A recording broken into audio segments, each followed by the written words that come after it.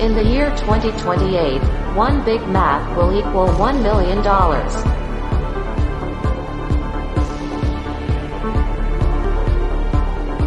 From the Gospel of John McAfee. Bro, just learn to code. The Project Freedom Podcast.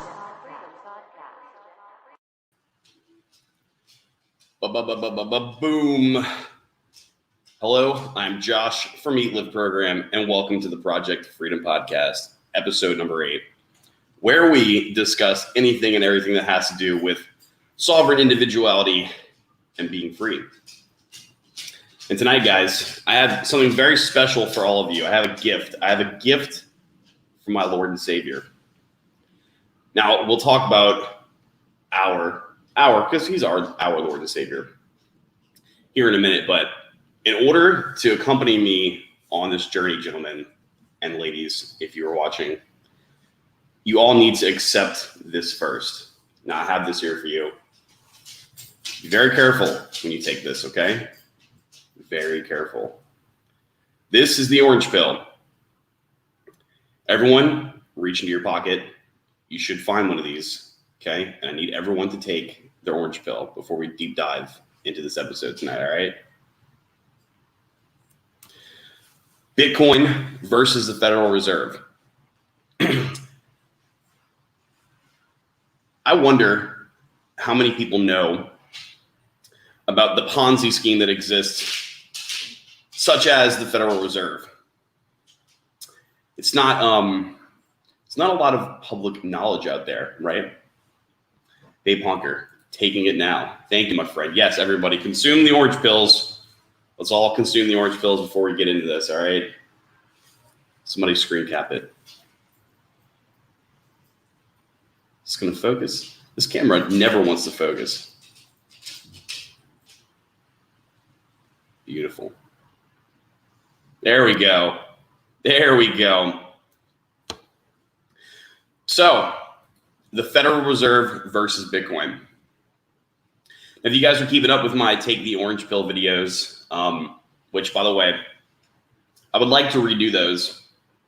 I'd like to do them in public, and I'd like to be able to go up to people and ask questions. Or rather, instead of redoing them, I mean, I have about like 3 or 4 more to get through all the content that I wanted to. But yeah, I'd like to go up to people in public and inquisition them about the orange pill and see if anybody knows anything. But back to the topic at hand, the Federal Reserve versus Bitcoin. So what do we know about the Federal Reserve in here? So this is going to take a while, guys, but in order to truly understand the entire problem that's come about from this situation, we have to take a step back about 50 years, at minimum of 50 years, okay? Now, the real problem actually happened, or actually started to exist prior to these 50 years, right? But at least in our scope of this topic, we're gonna focus on the 50-year mark, all right? And guys, I told y'all I was gonna wear my tinfoil hat last episode. I swear to Satoshi, I bought the tinfoil, okay, but I left it at someone's house. So I do not have it with me, but I did wear the computer scientist coat, all right? I did wear the computer scientist coat, so that's good enough, right? At least for now, it's good enough, right? All right, 50 years. Does anyone want to take a guess what happened 50 years ago that kind of started this whole entire problem and basically released a relentless snowball catapulting down the giant mountain that is the Federal Reserve, or at least the Ponzi scheme that is the Federal Reserve? So in 1971, we were taken off, and when I say we, I mean the United States of America. But by this point, most other countries had already overgone this process, if not soon after. Our currency was taken off of the gold standard by a nice young lad named Richard Nixon, Dickie Nixon, all right? And what was the gold standard? the gold standard was basically just this kind of trust that we had with the Federal Reserve. And by the way, the Federal Reserve at this time is basically just a private bank that issues paper notes. Okay. Now, they no longer just print paper notes, although they do that as well. But the problem, everyone has the, everyone, if you guys don't know, top right corner of the screen right here, this guy, this is a little Bitcoin egg, and he's sucking in dollars. And this actually comes from the memes GIF. Let me see if I can find this GIF of a money printer printing money, basically being an analogy to every time the money printer goes burr, the Bitcoin egg grows bigger, right? And so you don't okay, so the thing is, guys, the problem here isn't the fact that they're quote unquote printing paper money, all right? Even though that's kind of like the that's basically like the analogy for it, right? Money printer go burr, all right? And let me share my screen with you guys real quick. If you guys, any normies out there watching this that don't know what this meme is, here you go. You have been blessed. So this guy right here, just basically a meme of the good old Federal Reserve trying to print money to keep the market alive. I don't know what that's probably going on the page. Yeah. You guys see in the background, they got the market going up and down, and it's not ever, it's never been like commented as to what market is, but we all know what this is. This is just basically the stock and equities market. Probably pretty much any kind of traditional market that we can think of, right? Real estate, stock, equities, even derivatives, like, whatever kind of derivative you want to think about, even if it's like, I don't know, paper sugar or whatever, right? Some kind of sugar ETF, right? So the problem here isn't so much the money printing from the Federal Reserve, because not the quote unquote physical printing of money, but nowadays in 2021, anytime this private company, Federal Reserve, quote unquote prints money, all they're really doing is just creating numbers on a balance sheet, okay? And then these numbers trickle down into banks, right? And then those banks kind of decide to do what they want with that money afterwards, okay? i.e., if someone wants to go to a bank and say, here's 20 grand cash, give me a loan for a mortgage, the bank's like, all right, thank you. The money printer just went burr, and here we go. And actually, there is a paper money note shortage, actually. You guys have heard me talk about that as well. I told you guys, just go and try. Go and try to pull out a number over $10,000 in cash from a bank. I guarantee you there's at least a 50% chance that half of the banks you go to won't even have that cash and won't even have that cash there, which is really strange, right? Now, I mean, sometimes they might, but the honest truth is, guys, these banks aren't housing cash anymore, because this is all nowadays in the year 2021. And it's okay if things are like this, right? Pretty much everything's digitized, right? So all of our dollars are digitized. So the problem, back to 1971, Dickie Nixon, good old Richard Nixon, took us off the gold standard, all right? And originally they had started to say, okay, instead of one gold, whatever unit of gold of measurement they were using, I actually don't know that. Whatever unit of gold $1 was equal to, they were like, let's just cut it in half. So now $1 equals like half that. And they're like, now let's just cut it into thirds. So now $1 equals a third of that. And the idea was, you used to be able to go take your dollars, go into a bank and say, hello, bank, I would like to exchange this for my gold, because this is a gold note. This is a federal note. And now they used to say the thing with blah, blah, blah, blah. The words on a paper note were slightly different back then than they are now, right? It used to indicate that basically you can go and exchange this in a bank for gold. And that, in essence, is kind of the reason why we had banks, right? I mean, it's not the only reason why, but that was what they wanted you to think. Like, okay, this bank, they're going to store the gold for us. We can go and we can take our dollars and we can exchange it. If we ever need gold for some reason, we can just go into the bank. We can go into the good old bank, and get our gold, right? Wrong. Everyone got rugged. You all got rugged. Let me check up with the chat. Cody Mouse says, what's up, dudes? Currently taking a course to get ready for CKA cert exam. Might as well tune in. Thanks for tuning in, Cody. When Emery says, hey, guys. Cody says, actually has the orange pill, LMAO. Yes, I do. Actually, I need, if anybody knows anybody who can make an orange pill plushie, let me know. I ordered an orange pill plushie pillow, but I don't think it's going to suffice because it was a circular pillow, and I want an elongated pillow, right? We got the gold standard. Yes, Cody, that is exactly what happened. Solo says here for the value. Thank you for tuning in, Solo. So, and then eventually what had happened, guys, is they said, all right, now we're not going to use gold at all. Now our dollar is just backed by, I don't know, faith. So we must all pray to the Federal Reserve, our false prophet, the Federal Reserve. And over time, this allowed this private company to print more and more money, whether they were doing it for themselves or based off of the government communicating them, telling them they have to. During Trump's presidency, actually, the United States government essentially like took control over the Federal Reserve.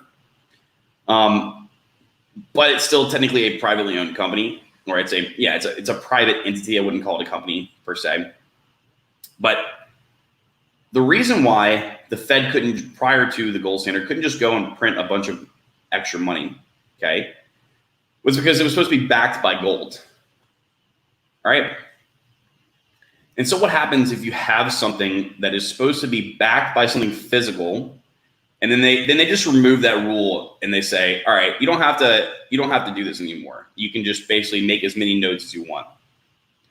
Obviously, due to human nature, they just start to make more, right? They start to make more and more and more.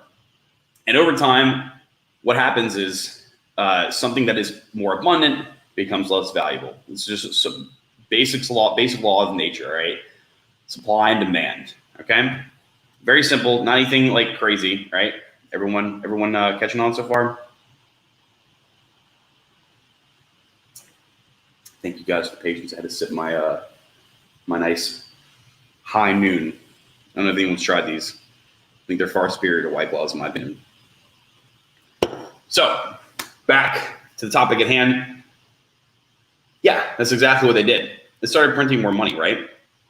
And basically throughout the last like 50 years, we were all told, our families were told, and our families told us, and the news told everybody, this inflation thing, it's a good thing. Inflation is a good thing, okay?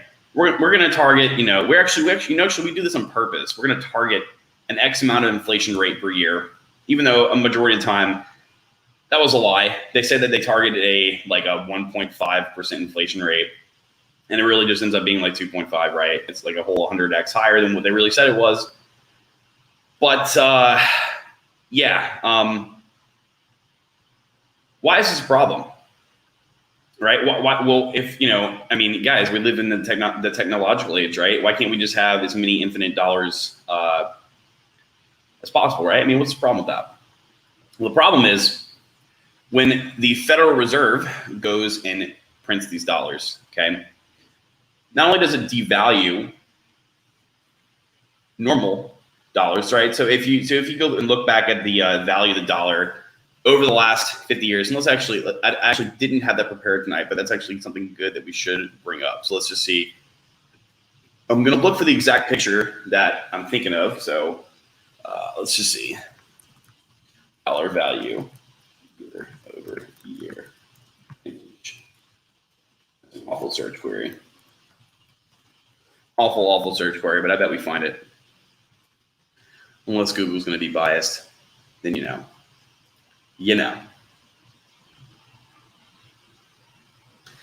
All right, don't see the one. Oh yeah, okay. Here's something similar. Here's something about similar to what I was thinking about. Okay, guys, check this out. So go ahead and take a peek-a-rooski right here. take a little peekarooski. Here is a little image, and this is similar to the one. I think this one right here was. There's a bunch of different variants now, right? Okay, but look at this. Timelines in the American history. So, I mean, back in 1900, the purchasing power that you could do in the year 2000 of $1 was about equal to $25. I mean, I don't think I'm reading this chart right? But you guys can barely see there's some peaks and valleys. The overall trend of the dollar's value has gone down, right? Kind of like peaking here, or we had a huge dump here in the World War I, Depression of the 30s, World War II, Korean War, Vietnam War. Here it is, gold, dollar link cut. All right, 1970. All right, and obviously before this time was happening, it was in a downtrend, right? But as you can see, after that, there's no more peaks anymore, right? There's no more up. There's no more in the ups, right? It's just straight. And this is just going to year 2000. This isn't accommodating for anything after that, right? So yeah, obviously problem one is your dollar is worthless, right? Okay, and here's an argument. So the dollar is worthless. What's the problem if we just simply give everybody else extra money, right? But does it happen? No. The reason, okay, so theoretically speaking, guys, that actually would be a quasi solution. It wouldn't even be a solution. It would be a quasi Band-Aid, okay? Because this wouldn't fix the core issue, or at least one of the core issues it would fix, but the rest it wouldn't. And it wouldn't, well, yeah, that's about it. It would only fix about like 1/4 of the issue, okay? But let's just take that argument, which people actually don't ever really make this argument a lot. Okay, that's fine. If the dollar gets inflated, totally okay. For every percent the dollar gets inflated, every company in the world can just simply inflate people's salaries by that amount, right? First of all, do they do that? No, they don't. They don't. Over time, people will get a job, and then maybe you get like a 1% raise per year, right, or something like that. Which I guess that is a normal company thing to give people like a 1% raise per year, as I guess even regardless of performance, as I guess a means against inflation, right? Except not everyone has that, right? Not everyone's gifted that 1% per year. Most people aren't. You guys know, see my other shows, you guys know that the best way to make more money or a higher salary, especially in IT, is to just simply job hop, because we already know how that system works. But what if they did? What if it was written in law that forced them to do that? Well, the problem here is that for every percentage that the dollar inflates, or at least the percentage that they're claiming the dollar value to be inflated, is usually incorrect, right? So what have we been hearing the last year? It's about like 2%. Now they're saying it's 4%. We all know it's more than 4%, right? So even if they were to do that, your ability to receive money, accrue money, was still not going to truly be it's not going to outdo the amount that's being inflated, right? Unless they were being truthful about it, but we all know that they're not being truthful about it, right? We can literally see it. I mean, for example, guys, everyone knows the housing market, right? I actually had an offer on my house today, and I was talking to my realtor, and he was like, dude, yeah, like it's really not, my realtor was like, I'm not going to tell you what I think you should do, but he was just like, if it was me, I would just accept this offer because they're giving you exactly what you're asking for it. And in 1 year's time, if you look at the amount of, the amount of dollar value that your house has gone up, that's insane. And it would usually take about 10 years to do that. Point in case right there. House prices are inflating in 1 year, dollar value about the equivalent of what it would take an entire decade. Does that not seem suspicious to you guys? Sam Perchinsky in the chat says hopping on Burr, and then says fill up my whole tank $4. Indeed, Sam. Cody Mouse says rug. Yeah, I mean, that's basically what this is. The Federal Reserve is just a giant rug, all right? But what else? What else is the problem? So let's just take all those hypotheticals away. Let's just say that they do give you, let's just say they are truthful to us about the amount of inflation that is actually occurring per year, which they're not, right? They're not. Let's just say they are. And let's just say it's written in law that all companies are required to give people X amount of raise per year, right? In that case, and this is also another hypothetical, but they wouldn't even be having the need to print that much exorbitant amount of money because it wouldn't be strategically allocated in the places they wanted to in order to get this wizardry continuing to go in a spiral to keep things alive, right? So the analogy I like to use is where basically our economy is basically like Weekend at Bernie's. If anyone has ever seen that, it's just a dead dude that is just being carried around by some homies, just trying to keep people at least to think that he's alive when in reality he's dead. And they don't want the party to end, right? They don't want the party to end. If the party ends, then it's all over, right? And they don't want it to be over. And honestly, a lot of us don't want it to be over either, right? But what else? What else is the problem with that? Taxes, all right? So the amount of tax increases that have gone on year for year. Now, in the last 4 years, they haven't been. We actually have had a tax adjustment decrease, but we already know that's going to be changed ASAP. We're about to have the highest tax rate increases that we've ever had in American history. And you guys can go and look at that on the chart too. You will see that decade after decade, tax prices have only gone up. So I like to think of it like this. Someone was actually asking me this the other day. My nephew Pablo was in town, asking me why is the Federal Reserve a Ponzi scheme. And I'll actually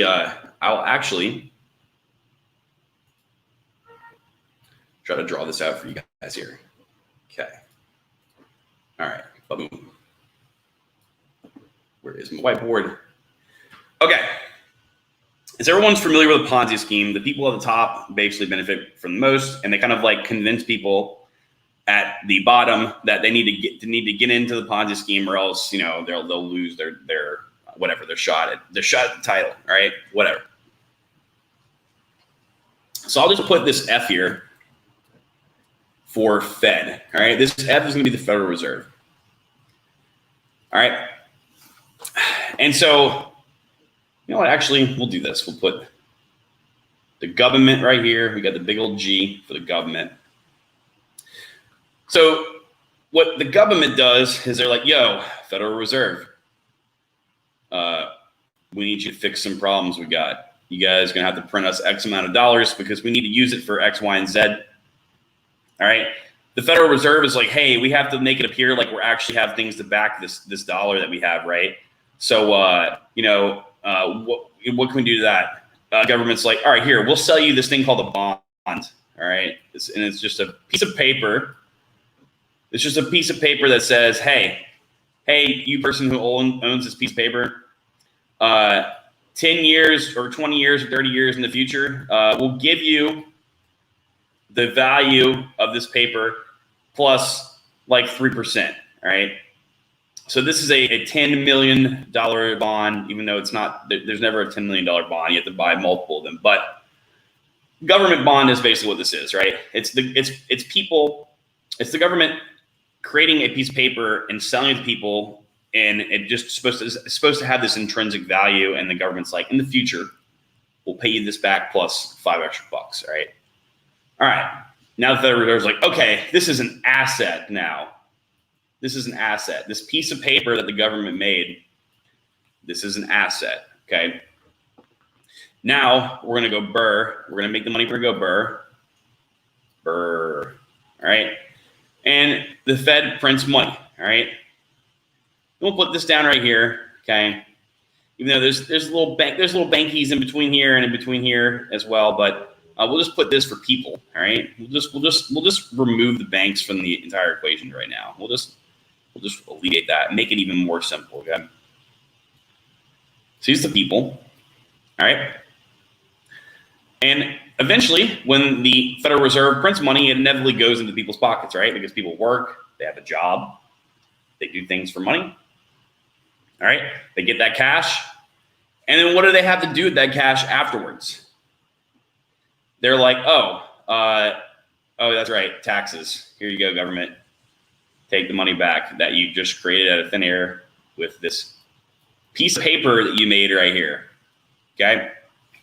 So, this, in essence, ladies and gentlemen, is a Ponzi scheme. A beautifully crafted Ponzi scheme. It's really not beautifully crafted. I'm absolutely being 100% facetious. This is just, 3 separate entities where one entity has the ability to force another entity to create value out of some other value that they created, give it to people, and the people are required to give that money back to the government. Okay? So the people that continue to have increased value, I guess, in the system are these people right here, because they get to continue to have assets, right? And since we're still going to consider this an asset, and this isn't the only type of asset that the Federal Reserve has on their balance sheet. They buy everything. They buy properties, real estate. Who knows? It might have a boomer coin or two as well, right? And then obviously, these people are totally okay right here because every time they need money, they just go and create these things, give it to them, right? Now, the only people who are suffering are us common folk right here, right? Us non-banker, non-governmental folk, right? Every time we try to move up in the world, they want to take more of our money, which just, it kind of seems illogical. It's like you're punishing someone for benefiting society as when you should be rewarding them, right? So that is another problem with why they cannot just simply print more money, okay? Now, we're in a lot so far, right? Don't worry, guys. I know you've learned a lot, okay? What about the entities that aren't just all snorm people, that aren't part of the Federal Reserve and they aren't part of the government? Multi-billion-dollar corporations, hedge funds and the likes, okay? What happened to them in the 2008 housing crisis? Lots of common folk, had to foreclose in their house, had to have a huge lifestyle adjustment, and a lot of issues happened, right? They didn't get any bailout at all, right? Even though the bailout was just simply, all they had to do was print money to bail it out, right? But who did? The mega corporations. They all got bailed out, right? All the super billionaire entities, they all got bailed out. And why was that? Well, I mean, because they're in cahoots with the old boys in the GOV, right? And obviously the government knows that they need these entities to stay alive, or else it'll severely affect our economy. So, they have this little racketeer going on. Well, that's still okay. But, ladies and gentlemen, everything we talked about so far is really just us talking about a Ponzi scheme that is a replacement for, or a creation of Ponzi value that is centralized. It's literally centralized. Like, I don't know how more centralized you can get than that. In fact, the United States dollar is currently the world's reserve currency, although most certainly will not be that way for much longer. I predict 2030, we will not be using the United States dollar as the world reserve currency. If we are going to do that, it would have to be, the U.S. dollar would have to be based off of something, right? Now, I don't know what that something would be based off of, right? But I mean, everyone can just, you can use your imaginations there. That's the only thing that just seems logical to me. Or gold, but that's kind of a there's also quite a bit of flaws in that as well. But yeah, that is a centralized, old school, medieval technology, or their lack of technology, for how our financial system is kept afloat. Okay, and that is the Federal Reserve. Now, I might have been a little biased here because this is a versus episode, so I guess you guys should be making the judgment of yourself. But that's how I view the Fed. Okay, Cody Mouse says it's not a bubble. Sam Perchinsky says not bullish on USD. Mojado, what's up, my friend? Housing market goes up and property taxes follow. Yep, that was actually a point that I completely forgot. I talked about property tax. I mean, talking about tax in general, but yeah, man, like what else is going up? Like what else is going up drastically other than the housing market? That taxes on or have also been drastically or are being proposed to be drastically increased, right? Capital gains. So any kind of asset that is going to accrue enough value to outpace inflation, how are they gonna undo that on their end? Well, they're just gonna simply tax you out of it to where it would just be the equivalent, right? That's also a really, really, really big problem. If you're trying to park your money in something to at the very least preserve your purchasing power, because let's just say the inflation rate really is 4.8% or whatever they said it was like last month, which honestly, guys, go look at housing prices, go look at food, go look at, cost of Uber, just literally everything. We know that it's more than 4%, but let's just say it is. Even if you had that 4% in cash in your bank account, every year you lose. That means that, even if you just had cash in your bank account, every year that means you're losing 4% of your value. You're losing 4% of your purchasing power by just owning cash, by not putting it into something, right? And if you want to put it into an asset that is going to outperform this inflation, what do? And keep in mind, you're just doing this to protect yourself. That's it. You're just doing this to, at the very least, preserve your purchasing power. What do? We'll just increase the capital gains tax. We'll make them pay more for that as well. So then that undoes the whole point of even doing it, right? But our Lord and Savior Satoshi has indeed all created a way to solve this problem, gentlemen. And thus, we have the Boomer coin. Now, my friends in here, you're probably very familiar with the Boomer coin, I'm sure. If not, go ahead and just, look into it. Or actually, you can look into this. Let's take a peek here. For my friends and family who do not know what the Boomer coin actually is, other than just what they tell you on TV. Okay, so here, Bitcoin is a decentralized, what does that word mean? A decentralized digital currency that enables instant payments to anyone, anywhere in the world. Bitcoin uses peer-to-peer technology to operate with no central authority. Oh my God, that's so scary, no central authority. Transaction management and money issuance are carried out collectively by the network. You mean just like people that are like, people are just like, responsible for this? The original Bitcoin software by Satoshi Nakamoto was released under the MIT license. Most client software derived or from scratch also use open source licensing. Blah. Bitcoin is the first successful implementation of a distributed cryptocurrency, which, by the way, they did try to make several other, I wouldn't really call them cryptocurrencies, but they were like digital currencies. I believe PayPal tried to do that and had basically got shut down. Described in part by 1998 by YDai on the Cyberpunks mailing list, building upon the notion that money is any object or any sort of record accepted as payment for goods and services and repaid of debts in any country or socioeconomic context. I mean, that's basically what money is, right? Bitcoin is designed around the idea of using cryptography to control the creation and transfer of money rather than relying on central authorities, okay?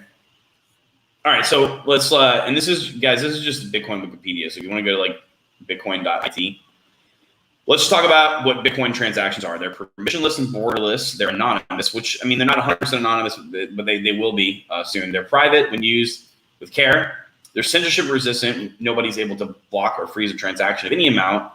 They're fast, they're cheap, they're irreversible, and they're online and available 24 hours a day, 365 a week, right? And they cost a lot less than your bank to use, all right? Stored Bitcoins cannot be printed or debased, all right? Now, this this is what we're talking about pretty soon, is the NGU technology of the Boomer coin. All right. So is anyone here familiar with NGU technology? Anyone want to take a guess what NGU technology stands for? I'll give you guys a second. It is the most streamlined technology that the world has ever seen. No one? No one, huh? Oh boy. Boy, oh boy, oh boy. I don't think I can finish the stream anymore. There we go, finally. Cody Mouse, number go up. Yes, indeed. The NGU technology stands for number go up technology, all right? Now, as much of this is a joke, there's actually a lot of truth to this, okay? So if we go back and I reshare my screen for you guys and I remove my face, you guys can see, again, it cannot be printed or debased because there's only 21 million Bitcoins that will ever exist, okay? So this is the cornerstone of the NGU, or rather number go up technology, all right? There is a 100% finite supply, okay? And the code is written. And so it was written, so it shall be done, okay? Praise Lord Satoshi. Amen. Okay. You can't change the code. All right. Now, technically speaking, if everyone really wanted to increase the supply of Bitcoin, they would have to get over 51% consensus on the network. All right. Out of the 21 million Bitcoins we have right now, the last Bitcoin will be mined in, I believe, the year 2130, okay? And it won't even be a full Bitcoin that's mined. It'll be like a tiny, tiny fraction of Bitcoins, okay? But let's just say by then, you know, I guess what's a crazy thing that can happen? A bunch of like the world's largest whales die, and they don't leave their seed phrase to anybody to give their tokens or their coins to after their death, and they're just gone. They're lost in the system forever, right? So if we don't, by then we don't have some sort of technology that has come up with a solution for that, which I believe that a solution for that could be done easily on the Ethereum network. There could easily be, well, not easily, but someone could indeed make a protocol that would just simply some sort of like DeFi protocol that if you wanted to have a Bitcoin trust for your family or something, that using, I guess, then this is like getting super tinfoil hatty here, but using like an Oracle system, like you could see when someone dies, and when they die, whoever they had set the authority to take ownership of their Boomer coins could have it. But anyway, let's just say that doesn't happen, all right, and that more and more people die, and all this Bitcoin is gone forever. Because we already know there's about 4 or 5 million Bitcoin just basically in the lost treasures of Satoshi, just sitting out. People got wallets they forgot about. Alex Jones apparently lost 10,000 Bitcoin in a voting accident, right? People would have old laptops that had a bunch of Bitcoin in it, and they just like threw it away because they're like, oh, hey, I forgot about that Bitcoin thing on there.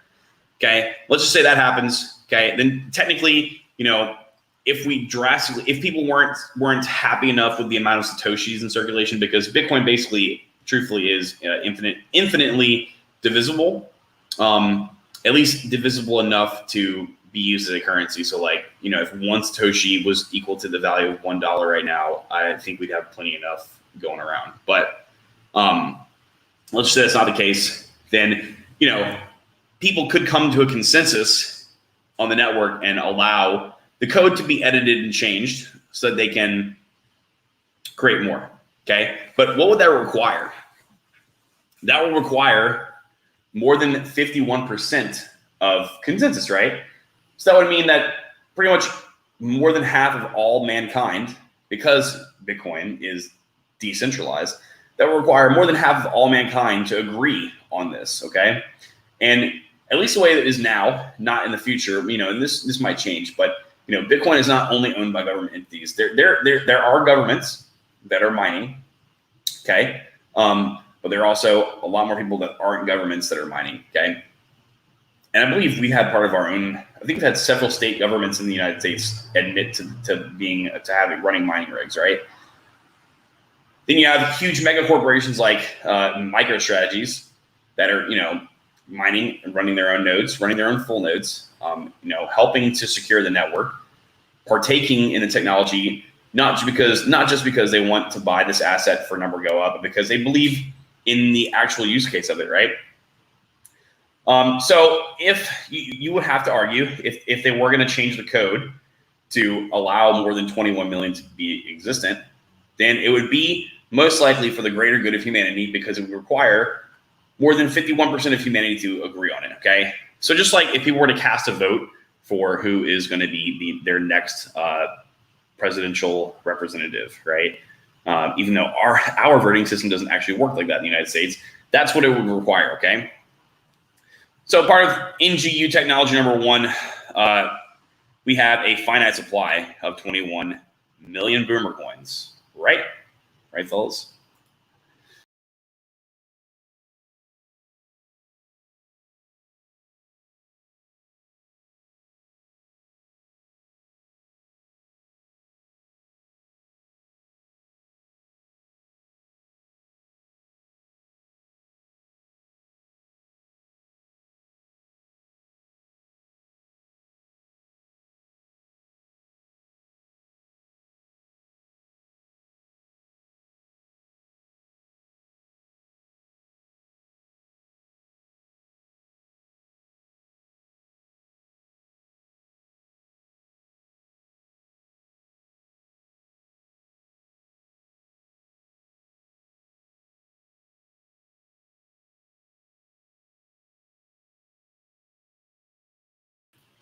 Can you guys not hear me? Uh-oh. I think I removed the wrong camera. All right, so back to where I was before I removed my camera. Excuse me for that, gentlemen. Yeah, there's no storage cost, right? So you can basically you can basically have 10,000 Bitcoin, all right? Let's just say 100,000 Bitcoin. I have 100,000 Bitcoin. Let's not even say 100,000 Bitcoin. Let's say I have $10 million of value, of USD value in Bitcoin. It pretty much takes up no physical space, right? I can carry this with me on a piece of paper. I can have a seed phrase on a piece of paper, right? Now, what if I have $10 million in cash? Can I take that cash with me on a plane? Of course not. Can I take that cash through the desert on a conquest to escape and risk not being attacked by pirates? No. No, because, I mean, people will be able to see the massive bags of cash, or they would see an armored truck or something, right? What about gold? I mean, gold's great, right? Can you do that with gold? No. No. You can't bring $10 million of value of gold around with you to travel. That would just be silly. We all know why that would be silly. That's part of number go up technology number 2. It is, quite frankly, so far, the best sort of quote unquote asset that one can own, right? So it only makes sense to take money from other assets. People have them sold off in order to buy more of this, right? Just checking, you guys can still hear my audio, right? Solo says rugged. I'm pretty sure I'm talking. Can you guys hear me? Okay, just gonna pretend like audio is fine. And they're easy to protect and hide. So, I mean, you can store it on your phone, your computer. I mean, you could pretty much put a Boomer coin or two anywhere, right? No counterparty risk. So, if you keep your private keys, and you take the option to custody this technology, this technological object yourself, there's no counterparty risk, right? And they had this like crazy stupid thing in the media not too long ago, how the U.S. government hacked Bitcoin, even though they didn't, and then they had to change the title later, right? God, that makes me so mad thinking about that. But what about cash? So if I have cash in a bank account, they can do what? If they don't agree with something that you do, they can just simply garnish your wages, right? Can they garnish your Boomer coin? No, they can't, unless you keep it custodied in a centralized institution like an exchange. Okay, in that case, they could. And it could basically be divided. It can be put under divided possession with multi-sig. All right, if you guys don't know multi-sig, it basically requires two people to access your Boomer coin, right? Which you can do with like cash in a bank account. So that's not, that's just something that it shares with other assets. But so far, NGU technology has shown us that there's a lot of benefits, pretty much that only Boomer coin has that no other assets have, right? Okay. So far we've discussed the rug pull that is the Federal Reserve. We've discussed NGU technology and Bitcoin. Okay. So we know all these things so far, yada, yada, yada, right? Bitcoin, technologically speaking, with number go up technology included in the code, it seems like almost might be too good to be true, right? And then we have like, what if Bitcoin was really made by, I don't know, China? China is controlling Bitcoin. What have we seen now recently? China kicked Bitcoin out. And apparently that was bad news when, for some reason before, they were like, oh, Bitcoin is scary and risky because China could control it. And then that's the reason why Orange Coin bad. But now that they've been kicked out of China, now that's also bad apparently too, because apparently we want the Chinese to like it, but we also want the Chinese to not like it at the same time. What Bitcoin people will say, oh, it could have been created by I don't know, the CIA or the NSA. All right, that's fine. It could have been. It very well could have been, but the way that we see it so far, first of all, it's already too decentralized to go backwards, right? You can't undo the can of worms. You can't go and take consensus back from all these miners and these full nodes that are running these nodes already, right? So who cares if the CIA made it? Which I don't think they did. But who cares if they did? They cannot control it now, right? It's too late. It's too late. Now, if the CIA did intend to do this, then it was obviously because they wanted to destroy the Federal Reserve and the federal banking system. So if those rogue CIA members did that, then kudos to them. But I don't think that they did. But Bitcoin had what we consider to be called an immaculate conception. All right, everybody familiar with the story of the Christianity story? Jesus, right? Jesus was born of an immaculate conception. His mother was a virgin, which is basically impossible, right? In the same sense, Bitcoin had what is basically an immaculate conception.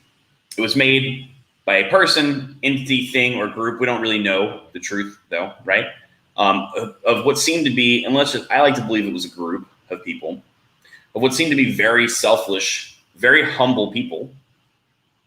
And we know that is the case because today, the 1 million Bitcoin that resist on that original address have still never been sold, never been moved, never been touched, never been tampered with, right? Satoshi, if that's his wallet, he could just rug us all right now. He could just, if he wanted to, he could just sell all those Bitcoin. Well, if he probably tried to sell all 1 million of those Bitcoin in his wallet, or at least that's probably one of his wallets. Who knows how many else he has? Then he probably wouldn't. There wouldn't even be enough liquidity to have that entire order filled. In fact, those Bitcoin are so old. I don't even know. He would have to they're probably on like the original.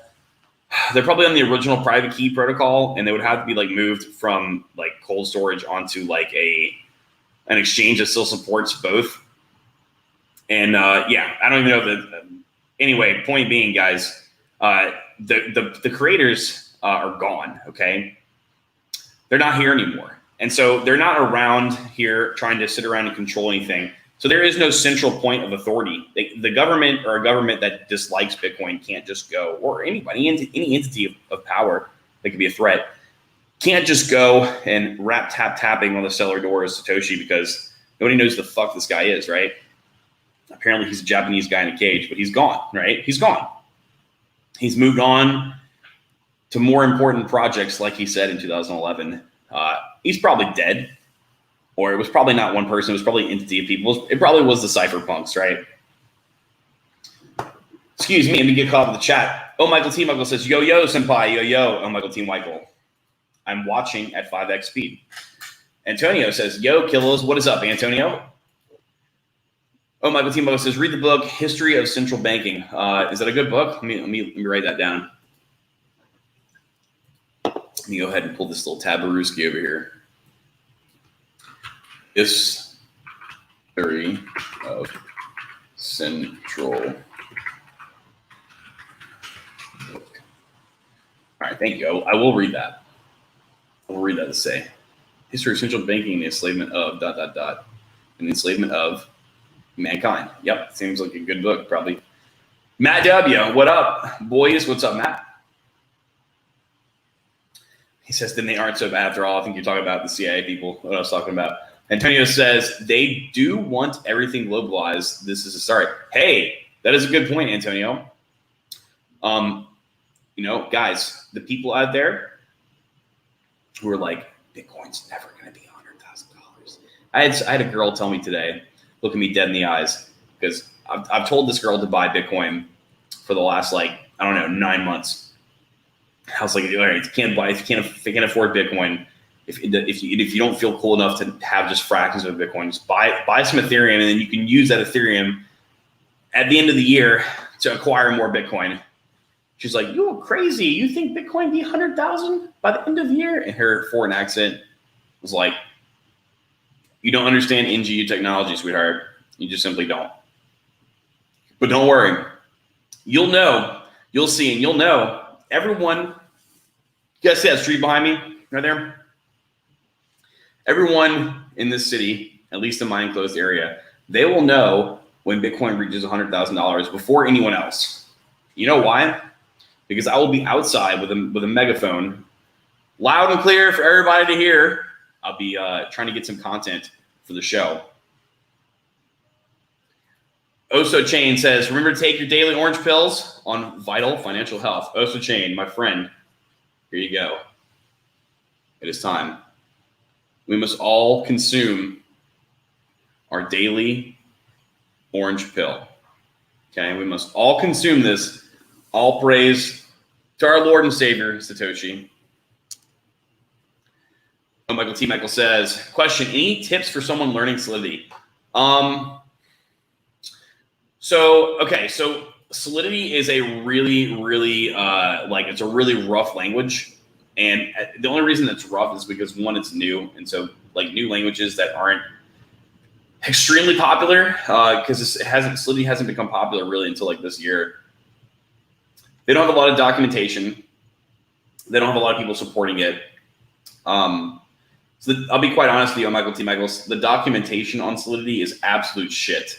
It is absolute garbage. And it's also a very rough language in general. It's kind of it's like if JavaScript and C++, probably two of the most roughest languages in the world, fornicated and made a baby. But, I would just suggest at least doing YouTube tutorials. It works differently, man, because you're not programming using just your computer's memory and stuff like that. You're making a program. You're writing software that's going to be deployed onto a blockchain, which is going to be utilizing the resources of the blockchain, right? And there's three different types of memory allocations in Solidity, so that's what makes it kind of ruggy. I don't know. You can always try documentation and stuff, and the documentation is kind of really shitty. YouTube videos, or you could go to this website right here, developerdirection.com, and hit me up. But other than that, in time, I do think Solidity is going to become better because obviously everyone wants to everyone wants to learn Solidity now, right? So obviously it's going to get more support. and more people will be obliged to make it a better language to code in. So yeah, there are plenty of great smart contract oriented languages that are other than Solidity that are more like modernized. Dapper Labs actually has their own language. I think it's called what is it called? Caitlin something, I don't know. It's actually not, it's actually really nice to like, I've looked at some of the syntax in that language before. It's actually pretty nice and like easy to read. It's actually pretty good looking code if you ask me, a lot better than Solidity. But Antonio says fiat currency is going away. Everything will be digitalized, yeah, for sure. Crypto will be a type of global currency. Also look at CBDCs. Yeah, for sure, man. About what you said earlier, Antonio, I'd forgotten about that. They do want to globalize everything, right? So, I mean, one could assume that maybe, hey, maybe they're making the Boomer coin to kind of like rug everybody in. What is it? The Great Reset, right? The Great Reset. This could technically be the Great Reset, right? What if our Great Reset is them just hyperinflating Bitcoin and other assets into quantum propulsion, and we can't use the US dollar anymore. Now, why would they do that? Well, they pretty much had to find a way to keep this whole Ponzi scheme going on for long enough, right? And I think it's apparent that it can't survive it forever. I think they have to just remove that into something else. And maybe there are problems that exist. Maybe there are precautions that exist in Bitcoin that we just don't understand yet, because we just haven't had that. Maybe the concept of the problem occurring is out of the scope of our feeble little non-Satoshi blessed minds, because we haven't come to that in humanity yet, right? I guess in the same way that if you were to go back in the, I don't know, year 842 and try to like explain to people the problem of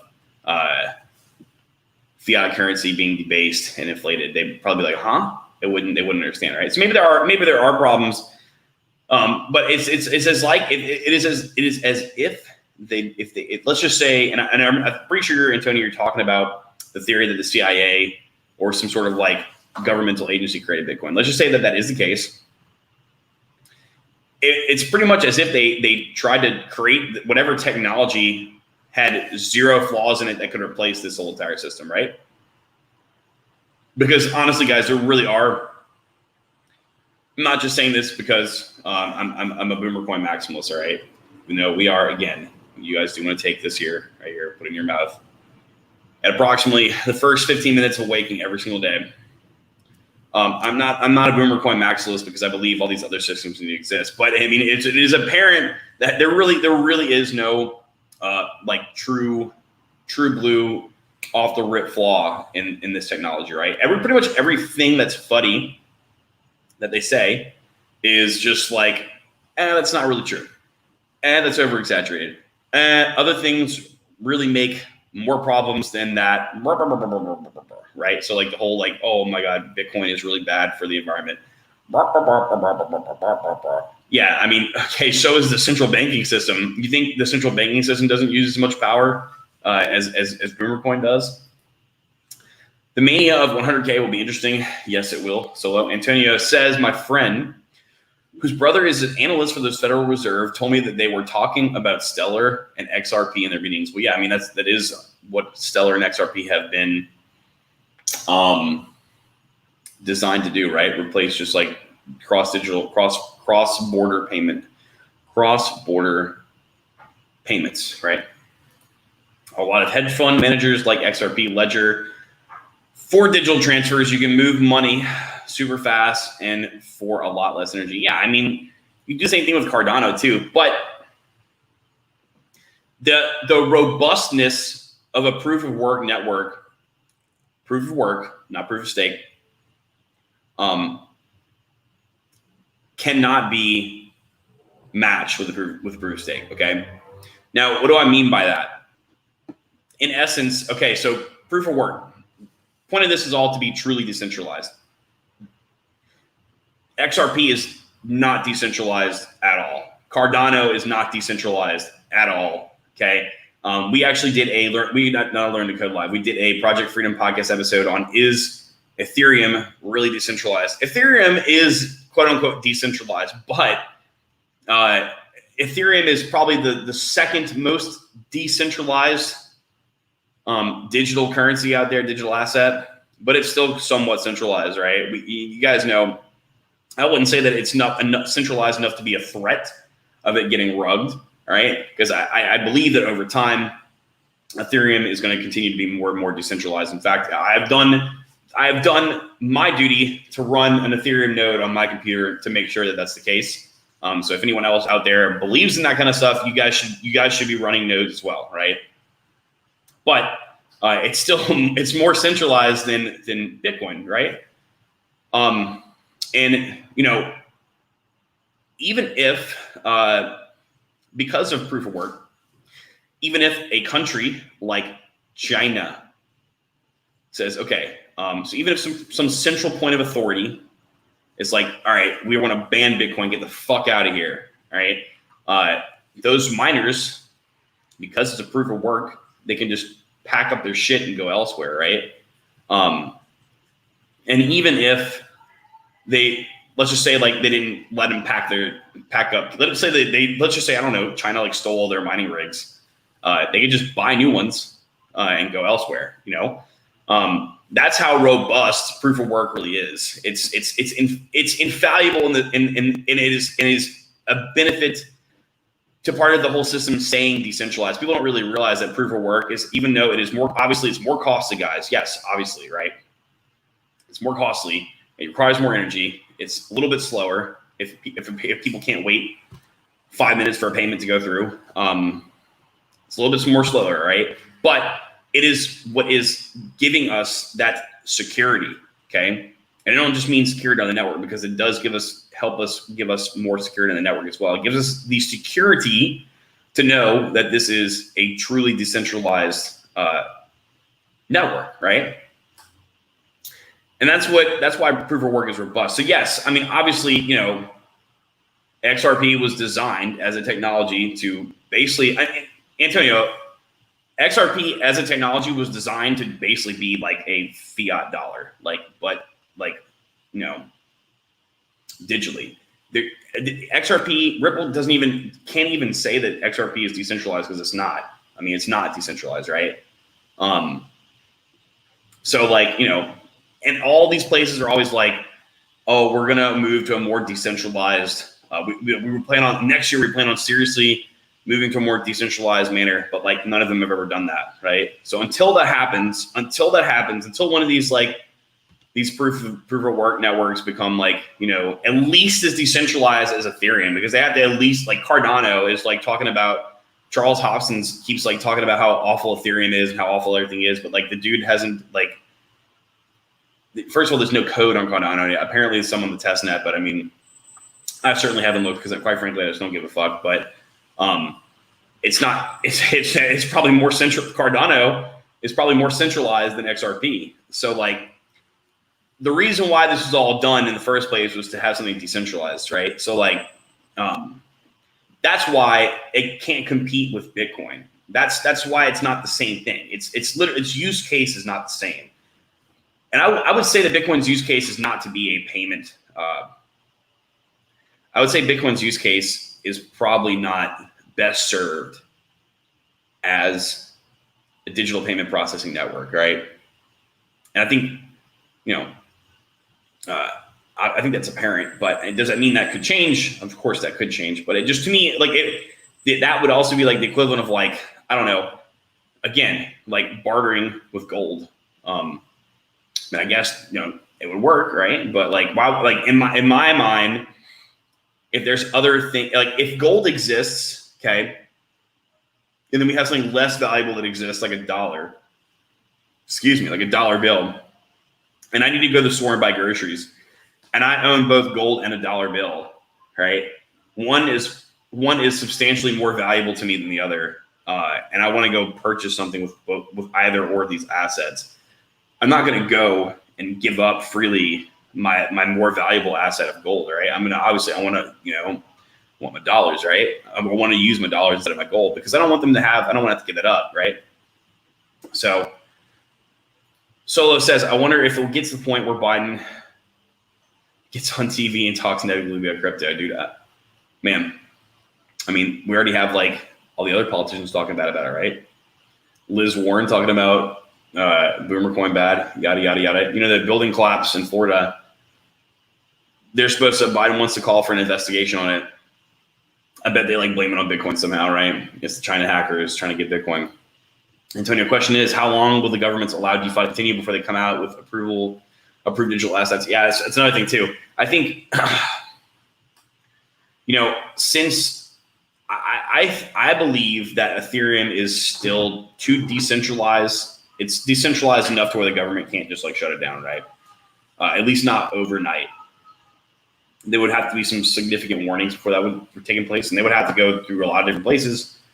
But they could severely cripple the Ethereum network. They just knocked out like one of the big service providers, right? That's why, even though it's not decentralized as far as like an authority aspect, technically, you know, if the government wanted to shut down all AWS servers that run Ethereum, they might be able to pull it off, right?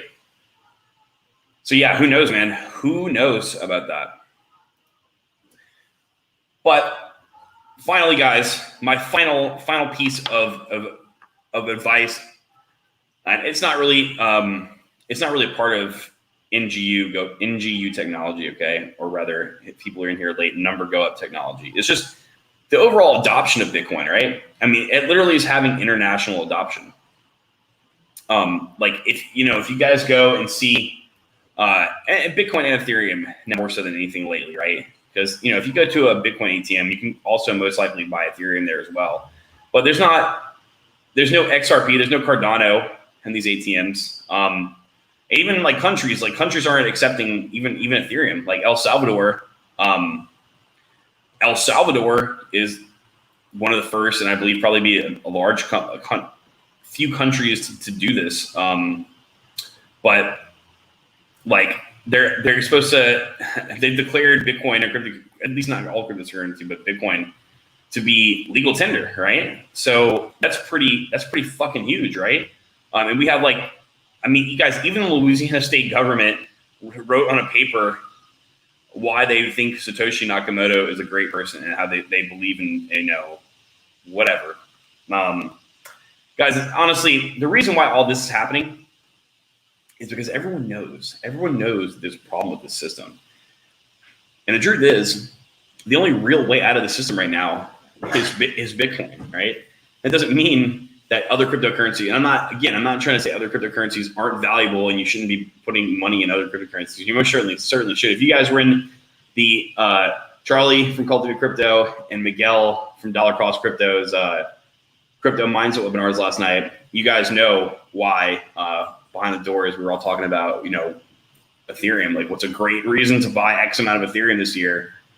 You can use it to get more Bitcoin, right? But even Ethereum too actually has a use case, because if I as a developer, if I as a software engineer want to deploy code, an application in a decentralized manner, I need Ethereum. I literally need to purchase Ethereum to fund that DApp, right? I literally need that, right? So it's like, that's why that's valuable as well. What were we talking about? Yep. International adaptation. Yeah. All these countries are doing this because they see the technology, they see the NGU technology, and a lot of these countries are hurting people. A lot of these countries are hurting really bad because of our central banking system, because of the US dollar, right? So like in their minds, they're like, this is the only way out. In fact, this is the best way out. We need to get out now, okay? Now. Mojado says, Senator Loomis was telling the public to buy Bitcoin. No way. Really, I didn't know about that. Whale emoji. Yes, indeed. One last thing I'd like to leave you guys with tonight is something I want everyone to keep in mind, okay? Everyone keep this in mind when you're thinking about who wins more, Bitcoin or the Federal Reserve. Now, this is USDebtClock.org, okay? You take a look here. Look at that number, guys. $28 trillion US national debt. That's $85,000 of debt per citizen, or $226,000 debt per taxpayer. That's basically the amount of money that they want to leech out of an average person. Now, if you're making more than 6 figures a year, like if you're making if you're making at least 85K a year in your lifetime, you're certainly paying a fuck ton more than this, right? U.S. federal spending. All right, and this is just like, man. Oh, they add money creation to it. All right, so let's look at this. Okay, U.S. M2 money supply now. Now this stat is very hard to find nowadays. The M2 supply, it's very hard to find. They've removed it from the Federal Reserve's actual website that's regulated, right? So this is the amount of money, U.S. money supply now. What is that? 20 trillion? Yikes. Yikes. U.S. Treasury dollars, and that's not a whole lot. Currency and credit derivatives. Yeah, so like $593 trillion of currency and credit derivatives. And underneath it, you want to compare it, between now and 2000, the year 2000. I mean, this is like crazy, right? What else? U.S. Treasury, U.S. total nation assets, assets per citizen. I do not believe this has got to be misleading. $519,000 of assets per citizen. Maybe like, okay. All right, so maybe that is true if you like the amount, but obviously this isn't. Well, obviously, yeah, this isn't the average of asset value per citizen, because most people don't even have anywhere near $20,000, especially the millennials and the Zoomers, right? Household assets, Social Security liability. My God, $21 trillion Social Security liability. Dollar to crypto ratio. I wonder how they fucking. Oh, that does not seem right. We've only gone up 9, 10, 11, 12, 13. 10, 11, 12, 13. $4 since 2013. Yeah, right. You gotta be kidding me. You gotta be kidding me. Don't believe it. Oh, Michael says he's chanting shit about Bitcoin. Max Ignitas says Medicare, Social Security, and war of literally any war. Heavy load. Solo D says, I wonder what code keeps track of that. Oh no. Let's see.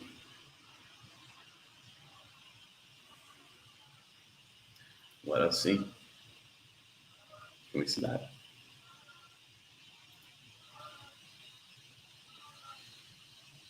Can you guys hear the people in the pool playing Marco Polo outside the window?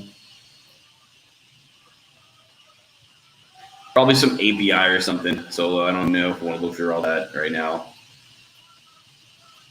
Probably some JavaScript that hits some API. CCS script, DICD. Nah. Babe Honker. Raise that debt more, daddy. Yes, indeed. Pablo Busco, can't wait till it goes to negative. Lol. Dollar to gold ratio, this has got to be wrong too. I mean, there's just something about this. Don't be suspicious. A little suspicious to me, right? But point is, guys, I mean, we've got NGU technology versus this, okay? NGU technology or number go up technology versus this. Have we found a way to code ourselves out of this problem like we have with almost everything else in the world? I think so. I think for the first time in a long time, we have found a way to write code to fix part of the problem that we have with this world, right? Now, guys, I could have sat here and talked about number go up technology all night long. I could have sat here and talked about Boomer Coin, okay, and why it's the way, the truth, and the light, okay? But I think you guys all got the point, okay? Now I'm gonna take this one last time, raise this up for you guys. Everyone, let's all pray and give homage to our great Lord Satoshi. Everyone, you guys all better get right with this man, okay? You guys all better get right with Satoshi before it's too late, okay? If you guys aren't getting right with Satoshi and taking your daily orange pills, okay? He's gonna come for you. He's gonna come when you least expect Satoshi to come for you. He's gonna come, and he's gonna implant one of these up your anal cavities as a suppository, okay? And you're just gonna have stigmata of light coming out your butt, basically, because that's just how Satoshi works. Apparently, if you guys didn't know, like, you know, stigmata from the crucifix, like you get the marks in your hands, right?